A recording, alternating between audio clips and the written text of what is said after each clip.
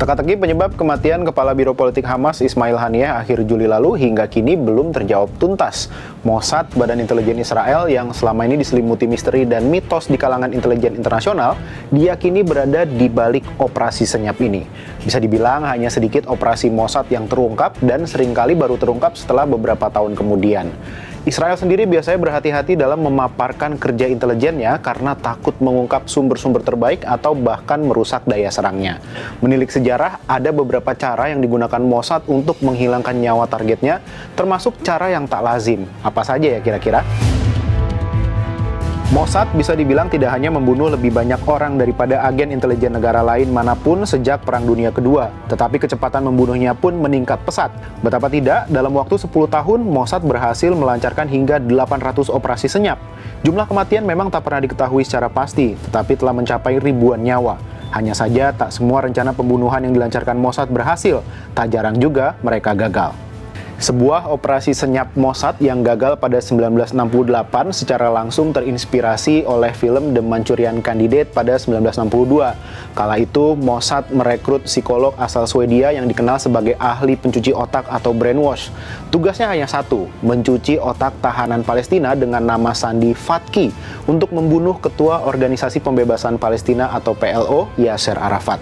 Selama 3 bulan, Fatki dicuci otaknya dan terus didoktrin dengan pesan Arafat itu jahat, dia harus dibunuh. Di sebuah ruangan khusus, Fatki dilatih menembak dengan target Yasser Arafat. Hingga waktunya tiba, 19 Desember 1968, para agen Mossad diam-diam membawa Fatki masuk ke markas besar PLO lewat Sungai Yordan. Agen Mossad menunggu hingga 5 jam, hingga akhirnya tahu pikiran Fatki terlalu kuat untuk dipengaruhi. Fatki justru kabur ke kantor polisi dan menceritakan apa yang terjadi padanya. Operasi pembunuhan Yasser Arafat pun gagal. 1 dekade berselang, sekitar 1978, Wadi Haddad, salah satu pendiri PLO, jadi orang paling dicari Amerika Serikat dan Israel. 6 tahun lamanya, Mossad merencanakan pembunuhan Wadi Haddad. Namun Haddad masih bisa hidup dalam kenyamanan yang nyata di sebuah apartemen. Daily Mail melaporkan pada Januari 1978, seorang agen Mossad di dalam lingkaran dalam Haddad yang hanya dikenal sebagai Sadness, mengganti pasta giginya dengan pasta gigi serupa yang dicampur dengan racun mematikan yang dikembangkan di laboratorium rahasia dekat Tel Aviv.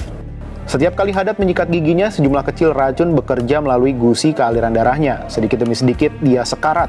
Haddad kemudian diterbangkan ke rumah sakit di Berlin Timur. Lubang-lubang di tubuh Haddad mengeluarkan darah. 10 hari kemudian, dia pun meninggal dalam kesakitan. Januari 2010, belasan agen Mossad terbang ke Uni Emirat Arab dengan paspor palsu, mengenakan wig dan kumis palsu. Dengan menyamar sebagai turis dan pemain tenis, mereka masuk ke sebuah kamar di hotel mewah Al Bustan. Targetnya pejabat Hamas Mahmoud Al-Mabouh. Segera setelah Al-Mabouh masuk ke kamarnya, mereka menangkapnya dan menggunakan alat ultrasound berteknologi tinggi untuk menyuntikkan racun ke lehernya, bahkan tanpa merusak kulitnya. Al-Mabouh meninggal beberapa saat kemudian. Uniknya, hanya selang 4 jam setelah serangan kilat itu, semua anggota Mossad sudah berada di rumah mereka di Israel. Mission accomplished. Nah, bagaimana ya proses perencanaan pembunuhan yang dilakukan Mossad? Jurnalis investigasi sekaligus pakar intelijen Israel Ronen Bergman dalam bukunya Rise and Kill First mengungkap ciri-ciri operasi Mossad. Kepada Al Jazeera, Ronen menyebut pertama, agen Mossad akan mengidentifikasi target atau sasaran. Identifikasi target pembunuhan oleh intelijen Israel biasanya dilakukan melalui beberapa langkah institusional dan organisasi di dalam Mossad, komunitas intelijen Israel yang lebih luas, dan kepemimpinan politik. Terkadang targetnya diidentifikasi dinas domestik dan militer Israel lainnya. Nah, setelah target teridentifikasi, Mossad kemudian akan mengevaluasi lagi apakah target harus dibunuh, apa manfaatnya, dan cara terbaik untuk melakukannya. Setelahnya, temuan ini disampaikan kepada pimpinan Komite Layanan Intelijen Farash atau Faadan Rashe Hasserutim. Farash hanya akan membahas operasi dan memberi masukan. Keputusan dijalankan atau tidaknya operasi hanya di tangan Perdana Menteri. Setelah persetujuan diperoleh, operasi kemudian dikembalikan ke Mossad untuk perencanaan dan pelaksanaan yang memakan waktu berminggu-minggu, berbulan-bulan, atau bahkan bertahun-tahun, tergantung target. Terdapat satu unit dalam Mossad yang bertugas menanam dan menjalankan tugas mata-mata, serta terlibat dalam operasi penyamaran, yakni Caesarea. Di dalam Kaisaria sendiri ada unit yang paling mematikan yang dikenal dalam bahasa Ibrani sebagai Kidon atau bayonet, yang terdiri dari para pemburu profesional yang mengkhususkan diri pada operasi pembunuhan dan sabotase. Anggota Kidon seringkali diambil dari cabang militer Israel termasuk Angkatan Darat atau pasukan khusus.